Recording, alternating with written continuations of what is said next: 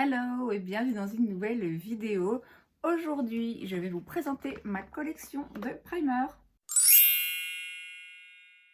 J'ai fait il y a un moment déjà un tag dans lequel je vous présente quelques-uns de mes primers, le plus cher, le moins cher, le plus récent, le plus vieux, etc. Mais étant donné que dans cette vidéo, je ne vous en présente que quelques-uns, je me suis dit que j'allais faire la même chose que j'ai fait récemment pour mes fonds de teint.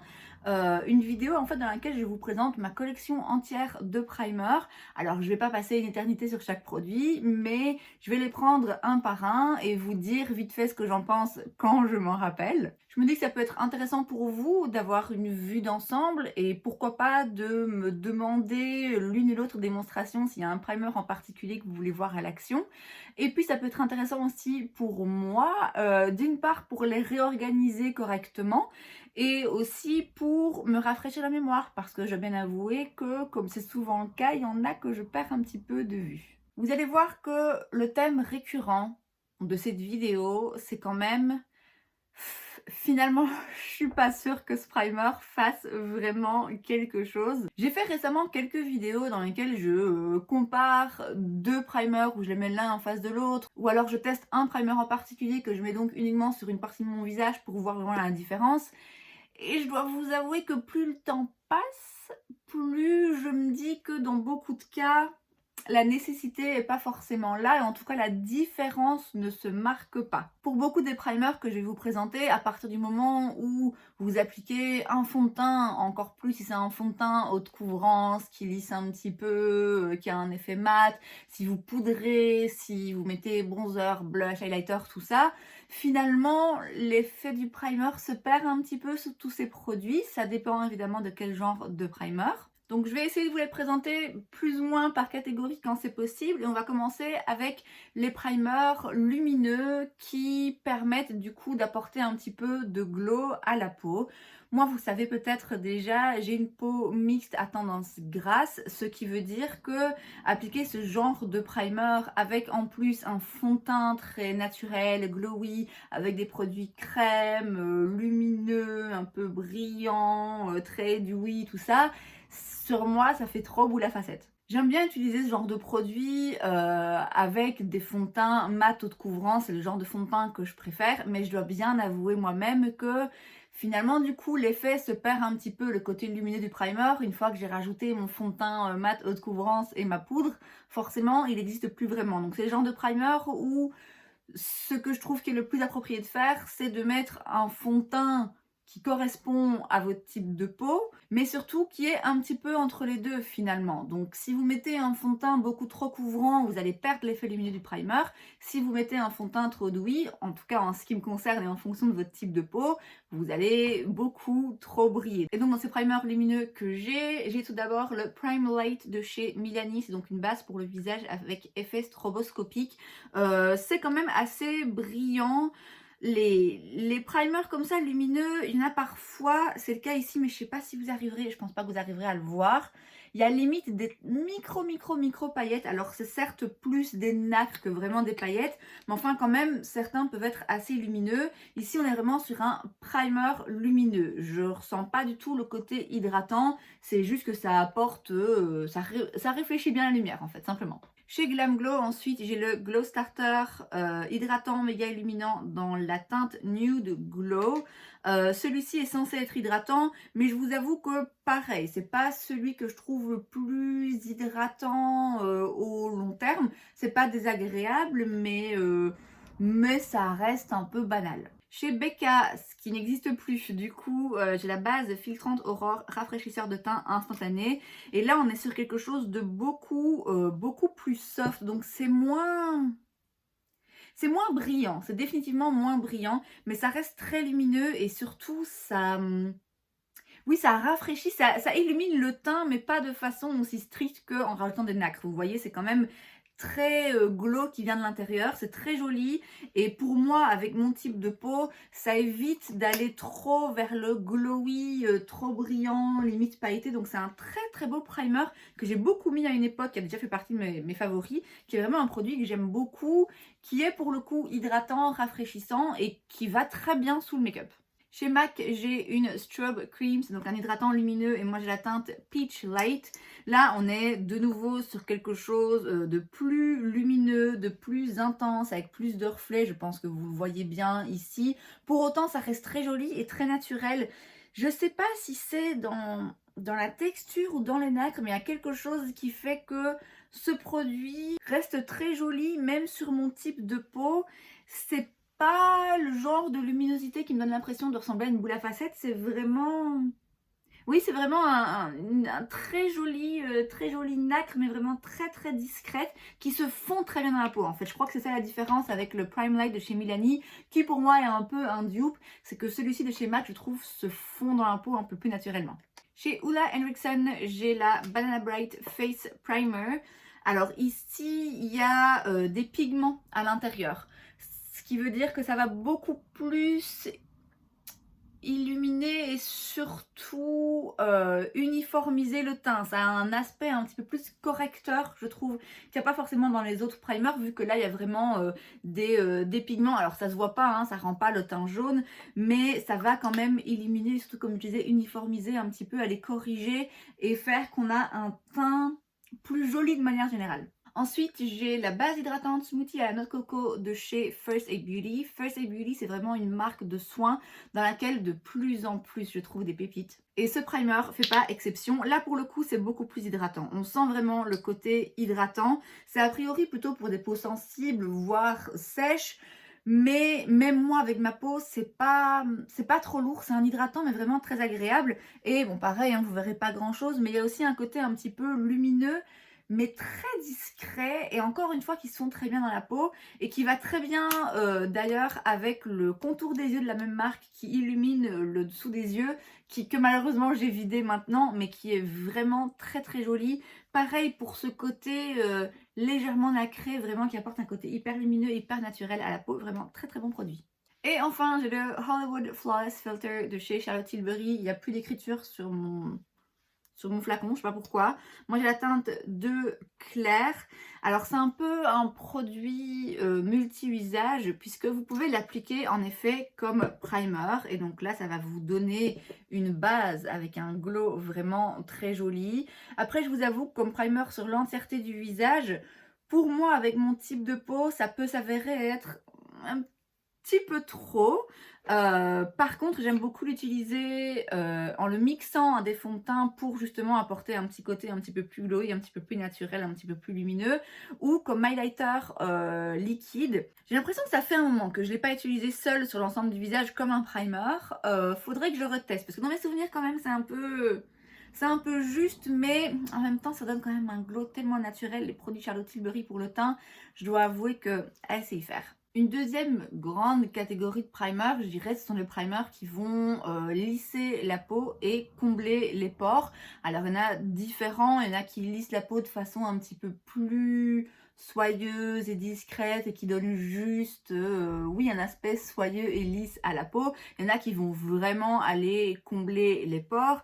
Je dirais que c'est un petit peu pareil que pour les primers lumineux, c'est-à-dire que si vous utilisez par-dessus un fond de teint mat qui est couvrant, qui en plus lisse un petit peu la peau, si vous utilisez une poudre, pareil, qui peut flouter un peu l'aspect des pores, finalement, pour beaucoup d'entre eux, le côté remplissage de pores se perd un petit peu. Mais je dirais que ça reste quand même des primers pour lesquels on voit une différence. Et non seulement on voit une différence quand on l'applique, mais en fonction du make-up qu'on porte par-dessus, on voit quand même que l'aspect des pores et l'aspect de la peau est changé, pour autant que ce soit un bon primer.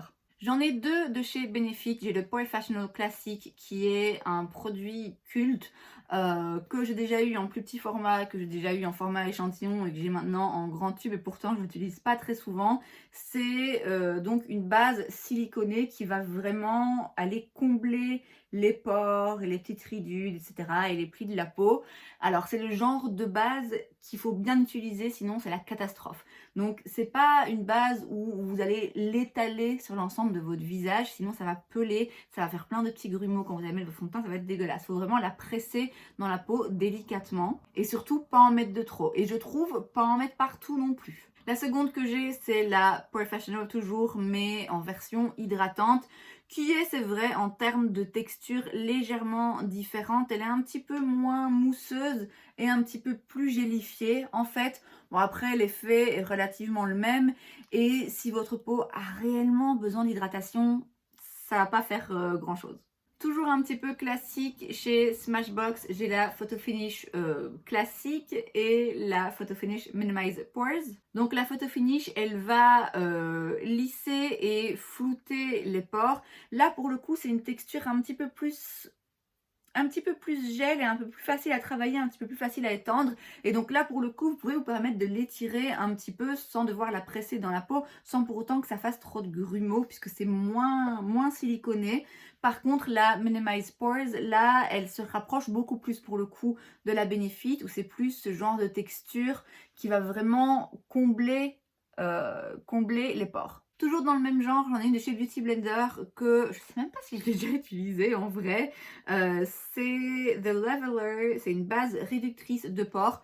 Donc pareil, hein, c'est encore une fois le même genre de texture que celle que je viens de vous montrer. Une base de type silicone qui va aller remplir les pores et qui, tout comme la Smashbox et à la différence de la Professional de chez Benefit, qui peut s'étirer un petit peu plus quand même sur le reste du visage. Ce que ces bases ont en commun, je dirais, c'est que, comme j'ai dit, elles vont lisser l'aspect des pores. Maintenant, elles vont pas non plus les faire disparaître. Il n'y a pas de miracle. Presque pas de miracle. Et ce sont des bases qu'il faut quand même apprendre à travailler et qui vont pas forcément correspondre non plus à tout type de peau. Sans compter le fait que pas mal de ces bases sont formulées avec du silicone. Moi, personnellement, je m'en fiche, mais bon, je sais que c'est quand même pas très bon et qu'il y en a certains d'entre vous qui veulent éviter à tout prix le silicone, raison pour laquelle j'ai aussi l'Impossible Primer de chez Wet n Wild, qui, comme les bases que je viens de vous montrer, est une base à l'aspect, vous voyez, un petit peu siliconé comme ça, qui va aller remplir les pores. Sauf que quand vous travaillez dans la peau, ça a un côté hyper hydratant, hyper rafraîchissant. C'est vraiment hydratant, c'est très agréable à appliquer. Et c'est formulé pour le coup sans silicone. Alors c'est une jolie base qui va lisser tout en hydratant la peau, mais il n'y a rien à faire, le fait qu'il n'y ait pas de silicone, ça ne va pas combler aussi bien que ceux que je viens de vous montrer. À l'extrême opposé d'une base lissante mais sans silicone, on a une base qui n'en est pas une et qu'il n'est vraiment pas recommandé de mettre sur son visage. C'est la Manestat, c'est un gel poudre qu'on met pour éviter les frottements. Vous savez, par exemple, quand vous avez vos cuisses qui se touchent l'été, là, enfin bref. C'est donc pas du tout une crème à appliquer sur le visage. C'était un truc qui était donné à l'époque par Tati Westbrook, qui expliquait que pour les occasions vraiment très très spéciales où elle voulait avoir un teint parfait et des pores complètement disparus, elle appliquait ça sur son visage parce que pour le coup c'est, je sais pas comment expliquer, mais ça comble, alors ça lisse la peau, mais vraiment de façon assez spectaculaire. Le problème, c'est que comme je vous l'ai dit, c'est pas quelque chose qu'on est censé mettre sur son visage. Et que, ben, oui, à moins d'une occasion très spéciale, ou je sais pas moi, un shooting photo, ou j'en sais rien, mais à moins d'une occasion très spéciale, je recommande pas le mettre sur la peau, et j'ai jamais d'occasion très spéciale. Donc du coup, je l'utilise jamais. Je devrais m'en débarrasser en vrai parce qu'en plus il est plus hyper récent, mais ça a un aspect tellement lissant. Je me dis que je pourrais bien quand même le réessayer, un de ces quatre. Même genre de texture un petit peu lissante, mais pas hyper fan, c'est la base perfectrice de teint à la noix de coco de chez Marc Jacobs, qui n'existe plus non plus je crois. Si vous pouvez la trouver en magasin, quand même, allez la swatcher parce que c'est assez impressionnant. C'est aussi une base comme ça qui a l'air un petit peu siliconée et qui lisse vraiment très très bien. Quand vous la mettez sur le dos de votre main et qu'après vous touchez votre main, c'est hyper soyeux, hyper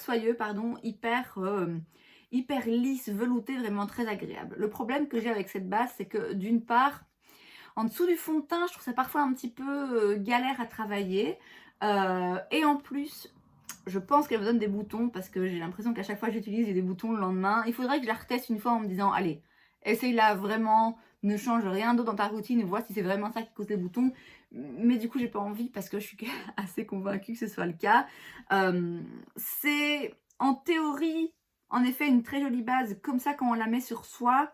Mais le fond de teint qu'on applique par-dessus, c'est pas toujours top. Une base qui va vraiment vraiment aller combler les pores, c'est la Timeless Smoothing Primer de chez Tarte. Je l'ai d'ailleurs en format classique et en mini format au cas où. Je l'utilise pas assez cette base, je m'en rends compte. Il faudrait en fait que j'arrête de réutiliser encore et encore des primers pour lesquels je me dis ouais, je suis pas sûre que ça fasse une grosse différence et que je me concentre sur ceux dont je sais qu'ils sont efficaces.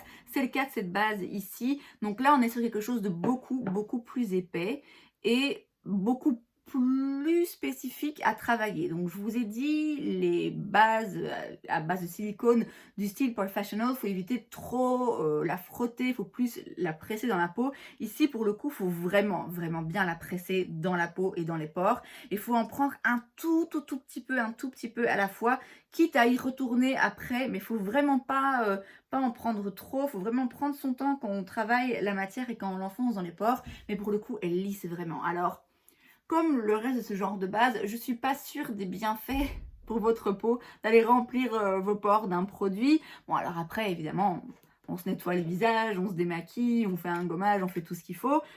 Mais bon, je suis persuadée que le fait de remplir ses pores avec ça, ça doit pas être très bon, mais il n'y a rien à faire. Ça marche pour le coup. Cette base, vraiment, on voit un résultat, on voit une différence. Une autre base lissante pour laquelle on voit une différence, mais pas tellement en termes de pores qui sont comblés, mais vraiment plutôt par rapport à l'effet, oui, lissé, harmonisé et joli de la peau, c'est la base rafraîchissante perfectrice à l'épilobe de chez Origins. Alors c'est vraiment un format particulier puisque ça sort en mousse comme ça. C'est hyper frais. Quand vous travaillez dans votre peau, c'est vraiment, ça crépite un peu, c'est très frais, c'est très joli. Je suis pas sûre d'être fan de l'odeur, ça sent un petit peu les produits contre les moustiques, donc oui, pas fan. Mais ça a un très joli effet sur la peau. Encore une fois, si je mets un fond de teint mat couvrant par-dessus, puis du baking, de la poudre et tout ce qui s'ensuit, je suis pas sûre que la différence va être énorme, mais dès que je l'applique, je vois que mon grain de peau est lissé et plus joli en fait. Un peu le même genre, bien que très différente en termes de texture, j'ai la base Angel Veil, c'est donc une base perfectrice pour la peau de chez NYX. Je pense pas que ce soit la plus connue parce que récemment, ils ont fait plus de bruit avec deux autres bases que je vais vous présenter dans un instant. Pour moi, c'est toujours celle que je préfère. Ça fait un moment que je ne l'ai pas utilisée, j'ai l'impression. C'est de nouveau une base un petit peu plus épaisse qui va, encore une fois, lisser, remplir un petit peu les pores, mais surtout lisser en fait. Et je trouve que pour le coup, contrairement à la marque Jacobs qui, sous le fond de teint, ne fonctionne pas aussi bien, là vraiment, elle se porte très bien sous le maquillage et encore une fois, en fonction du maquillage que vous utilisez, on voit quand même la différence, on garde l'aspect lissé de la peau, même avec du maquillage par-dessus. NYX, justement, parlons-en. J'ai deux autres bases de chez eux qu'on a beaucoup vu tourner sur les réseaux récemment. J'ai la Marshmallow Primer et la Plump Right Back. Ce sont deux bases qui, a priori, sont quand même relativement différentes. Ici, ça a un côté un petit peu plus hydratant, un petit peu plus retenseur, où ça donne un petit coup d'éclat à la peau, alors que là, c'est quelque chose un peu plus crémeux, qui lisse un petit peu plus. Les deux sont très agréables à appliquer. Les deux, en première application, sont jolis. Les deux sentent très bon. Par contre, j'ai testé les deux l'une en face de l'autre et il n'y a pas vraiment de différence. Donc, on en revient à cette question que je me pose de plus en plus. Est-ce que vraiment il y a une différence en fonction de ces primers? Est-ce que tous les primers se valent? Bon, ça je sais déjà que non. Mais est-ce que les primers sont toujours utiles dans ce cas-ci? Je continue à les utiliser parce que voilà, je suis bonne cliente. Mais à partir du moment où deux primers qui sont censés être différents, qui ont une texture différente, un fini différent et qui ont un but a priori différent, à partir du moment où ces deux primers, vous ne voyez pas de différence sous le make-up, à quoi bon? Alors je vous dis, ça reste des primers que j'apprécie parce que ils sont agréables à appliquer, ils sentent très bon. Le marshmallow, il sent sucré. Le plump right back, il est un petit peu plus frais, il est très agréable à mettre. Mais c'est le genre de primer où l'effet lissant ou l'effet rafraîchissant n'est pas assez intense que pour qu'on voit la différence sous le make-up. Donc, comme je vous l'ai dit, des primers que je continue à utiliser parce que je les trouve agréables, mais pas sûr que ce soit toujours hyper utile. Des primers par contre qui peuvent s'avérer utiles, ce sont des primers qui vont vraiment aider à la longévité du make-up. Et dans cette catégorie-là, j'ai le Gripping Primer de chez Cover FX et le All Nighter de chez Urban Decay. Celui-là, c'est un tout petit format, donc je l'utilise très rarement, du coup, je sais plus trop ce que j'en pense. Celui-là, je sais que je l'aime bien et que, en effet, ça aide à ce que le maquillage accroche en fait à la base et donc accroche à votre peau. C'est un petit peu le même genre que le Milk Hydro Grip que j'avais mais que j'ai plus. Il me reste un petit échantillon mais je l'ai plus en format normal. Celui-ci, je trouve, est quand même plus facile à utiliser que le Milk Hydro Grip puisque celui de chez Milk, il est quand même très très collant. Et donc, en fonction du fond de teint que vous utilisez et surtout en fonction de votre méthode d'application de votre fond de teint à la suite de votre primer, ça peut être une catastrophe. Moi, Milk, au début, quand j'utilisais donc le Hydro Grip, quand par la suite j'appliquais mon fond de teint avec un Beauty Blender, en fait, au lieu que le fond de teint s'accroche au primer, le primer s'accrochait à l'éponge. Vous voyez, ça faisait pire que mieux. Et donc, c'est le genre de produit où je trouve qu'il faut vraiment prendre ses marques et prendre ses repères avec. Il faut trouver quelle est la meilleure façon d'utiliser pour vous. Moi, j'ai remarqué que c'est définitivement en appliquant par la suite un fond de teint au pinceau et pas à l'éponge et en m'assurant que la base est quand même pas mal séchée, qu'elle reste pas trop collante. Ici, c'est moins collant quand même comme base. Alors, c'est toujours un primer agrippant, donc qui a pour but de venir capter le fond de teint et de le maintenir en place, mais c'est moins collant, c'est moins... Je trouve qu'il faut moins chipoter quoi, avec celui-ci de chez Cover FX. Bon, après, il se peut que ce soit complètement psychologique et qu'en fait, un jour, je fasse un test avec une moitié de mon visage avec le primer et l'autre sans rien, et que je me rende compte qu'en fait, le maquillage a tenu de la même façon des deux côtés. Mais moi, j'ai l'impression qu'il aide quand même à la tenue du maquillage. Bon, alors là, il n'y a plus vraiment de catégorie parce que ça part un petit peu dans tous les sens. J'ai un primer qui en fait est une crème hydratante. Il s'agit de la Magic Cream de chez Charlotte Tilbury que j'aime beaucoup. Il y a un SPF dedans et clairement l'odeur, ça sent la crème solaire. En tout cas, ça sent une crème solaire de mon enfance. J'en prends un tout petit peu mais ça me tue un peu d'en prendre pour la tester, pour la swatcher là pour vous, parce que c'est vraiment pas donné. Je vous le dis, c'est une crème hydratante de base, donc je pourrais la mettre en crème hydratante le matin ou le soir, qu'importe. Vu le prix que ça coûte et le fait que ce soit quand même très hydratant et hyper agréable sous le maquillage, moi je m'en sers vraiment juste comme base hydratante.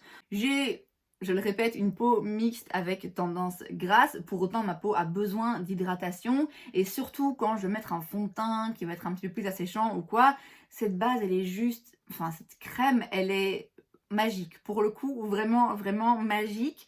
Elle est chère, mais une pépite. J'ai une base de chez Fenty, c'est la base retouche instantanée Soft Matte que j'ai retestée il n'y a pas longtemps puisque je l'ai comparée avec une autre base de chez Fenty qui pour le coup était hydratante et surprise, aucune différence notable entre les deux côtés de mon visage alors qu'encore une fois ce sont deux bases qui sont censées faire deux choses différentes. J'ai jamais été très fan de cette base, c'est pas ouf, c'est pas une mauvaise base dans le sens où c'est pas désagréable à appliquer. Ça sent rien en particulier, c'est... ça donne l'impression quand même d'hydrater, en tout cas de préparer la peau au maquillage sans être ni trop asséchant, ni trop hydratant, mais du coup, ouais, c'est un peu, voilà, c'est là quoi. J'ai l'impression que ça sert plus d'étapes supplémentaires que de véritables bases qui fait une vraie différence. J'ai le Baume Beauté Éclair, effet tenseur et coup d'éclat de chez Clarins, qui n'est pas forcément une base, mais je sais plus qui j'ai entendu parler de ça, qui disait qu'il l'utilisait comme base. Alors l'odeur, comme tous les produits Clarins, je suis pas fan, je trouve que ça sent un peu le vieux, en fait. Ça me fait un petit peu penser à la Plump It Right Back, en fait, de chez NYX, dans la texture et le côté, en effet, où on a l'impression que ça a un côté un petit peu juicy, où ça remplit un petit peu la peau, ça lui donne un côté un petit peu plus rebondi, plus joli.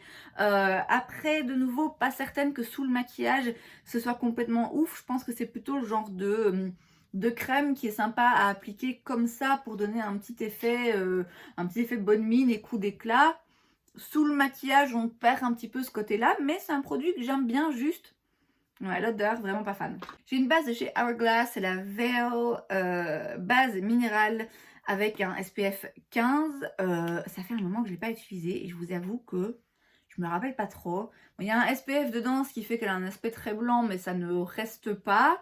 Elle a l'air assez lissante, tout en étant quand même hydratante et agréable. Ça, c'est le genre de base où j'ai l'impression comme ça, en la resswatchant sur ma main, où ça prépare en effet la peau à ce que le make-up s'applique plus facilement dessus, de façon plus uniforme, mais où finalement, encore une fois, quand vous avez fait toutes les étapes et terminé tout votre teint, c'est bien que l'effet se perd un petit peu. Alors vous allez me dire, il y a un SPF 15, sauf que je vous rappelle quand même que le SPF, pour que ce soit efficace, il faut en réappliquer toutes les 2 heures. Donc voilà, le SPF qui est dans cette base, quand j'ai fini tout mon make-up, il a disparu déjà. Toujours une base avec un SPF, j'ai la One Step Skin Perfector de chez Catrice. En vrai, ça ce serait plus un produit à utiliser seul que vraiment en base, puisque c'est un soin, un primer, une légère teinte et un SPF 20. C'est en effet très légèrement teinté. C'est le genre de produit où en fait à l'intérieur vous avez des toutes petites billes de pigments qui éclatent en fait quand vous travaillez la matière et qui vont légèrement teinter, mais alors c'est vraiment très très très très très léger et clairement à porter seul. Si vous avez une belle peau, ça peut être très joli. C'est pas mon cas. Moi j'ai besoin, en tout cas j'ai envie de couvrance et donc du coup c'est pas le genre de produit que je voudrais utiliser seul et du coup en dessous d'un autre fond de teint, parfois je trouve ça un petit peu lourd, un petit peu too much. C'est pas un mauvais produit, c'est assez intéressant je dois dire d'avoir un produit comme ça tout en un qui a un joli effet sur la peau, c'est vrai, mais dans ce cas faut le porter seul et moi c'est pas mon cas. Chez Herborian, j'ai le Skin Hero. Est-ce que ça vaut la peine que je vous reparle de mon a priori négatif sur les produits Herborian tellement mis en avant par tous les influenceurs? Enfin, pas par tous, mais par certains influenceurs en particulier. Je me suis fait avoir en fait. Je me suis fait avoir en écoutant l'avis de 2 influenceurs français en particulier, qui, je le sais, en plus, utilisent toujours des filtres. Ils utilisent tellement de filtres que je pense que même eux, ils savent plus à quoi ils ressemblent réellement. Bref, c'est pas mon problème, je vous avoue. En fait, c'est un primer qui est censé donner un aspect perfectionné à la peau, embellir la peau, et ça a aussi un effet sur 7 jours, donc c'est comme un soin. Alors certes, quand vous l'appliquez comme ça uniquement sur une partie de votre visage, oui, vous pouvez déceler que ça a donné un petit côté bonne mine, que c'est très légèrement un peu plus joli que la partie de votre visage sans primer. Après, clairement, sous le maquillage, ça sert plus à rien, c'est complètement invisible. Je vous avoue que le côté transformation 7 jours, je l'ai jamais vraiment essayé parce qu'à partir du moment où je l'ai essayé, où je me suis rendu compte, ouais, je pense que je me suis encore fait avoir par ces influenceurs et leurs filtres. Du coup, j'ai un peu lâché l'affaire. J'utilise une fois de temps en temps parce qu'il n'est pas désagréable en soi. Il est sans silicone, mais voilà. Un primer que je pense que j'ai utilisé qu'une fois. Et là, pour le coup, il faudrait vraiment que je le teste et que je teste son efficacité parce que c'est le genre de primer sur lequel il y a moyen vraiment que ce soit efficace. Et avec mon type de peau, en plus, ça pourrait être vachement avantageux. Pourtant, j'en ai qu'un de ce style. C'est un primer qui va réguler l'excès de sébum et les huiles qui ressortent un petit peu de la peau. Donc, c'est le Oil Control Priming Mist de chez Beauty Bay. Alors, le côté spray, en fait, je sais pas pourquoi, ça me parle pas tant que ça. Là, quand je l'applique, bon, évidemment, comme ça, sur le doigt de la main, c'est difficile à voir. Mais clairement, ce serait intéressant de voir appliquer uniquement sur une moitié du visage. Est-ce que vraiment ça retarde l'apparence du côté un petit peu gras que ma peau va finir par avoir après un moment dans la journée? C'est vrai que je me rends compte, c'est assez surprenant que j'ai pas plus dans ma collection de primers comme ça pour contrôler l'excès de sébum et pour réguler un petit peu le côté reluisant gras de ma peau. Mais à vrai dire, c'est plus des sprays dans ce cas-là que je vais utiliser et de la poudre. Il faudrait peut-être que je creuse l'affaire et que non seulement je teste celui-ci, mais que je vois s'il n'y a pas d'autres primers qui sont très efficaces dans justement la régulation des huiles de la peau et du sébum. Donc ça vraiment, il faut que je le mette dans un coin de ma tête, il faut que je le teste vraiment à fond. Et les 3 derniers primers qui sont pour moi le symbole de cette vidéo de finalement les primers. nécessaire ou pas? Est-ce que vraiment ça fait une différence ou pas? J'ai le Silk Canvas de chez Tatcha, le Poreless Putty Primer de chez Elf et le Birthday Skin Primer de chez Shiglam, qui sont tous censés faire la même chose, être des dupes les uns des autres. Alors, on commence par le Silk Canvas de chez Tatcha, qui est le premier de ce genre à arriver sur le marché, enfin de ce genre. En tout cas, c'est celui-ci que les deux autres tentent d'imiter, qui est un primer en baume, qui est un baume quand même pas trop gras finalement, et qui en effet lisse un petit peu la peau. Après, je vous avoue que j'ai jamais trouvé concrètement comment utiliser ce produit au mieux, parce que si j'en mets trop, ben, ça a tendance à peler un petit peu et à pas être très joli sur la peau. Et à côté de ça, si j'en mets pas assez, il n'y a pas une différence énorme, je trouve. Donc c'est un primer qui coûte très cher. Moi là je l'ai en petit format, mais la marque Tatcha de manière générale c'est quand même vraiment pas donné. Je sais qu'il y a beaucoup de gens qui l'aiment beaucoup. Je dois vous avouer que pour l'avoir comparé au Shiglam, en l'occurrence, je ne suis pas sûre de voir une différence fondamentale. Le Shiglam, justement, qui est donc la version très très petit prix de ce primer, même genre de consistance, un petit peu plus gras, un petit peu plus émollient en fait que celui de chez Tatcha. Je vous l'ai dit, hein, j'ai comparé les deux et il m'a pas semblé voir une différence flagrante d'un côté ou de l'autre. Je pense pas avoir déjà essayé vraiment le Tatcha uniquement d'un côté avec rien de l'autre.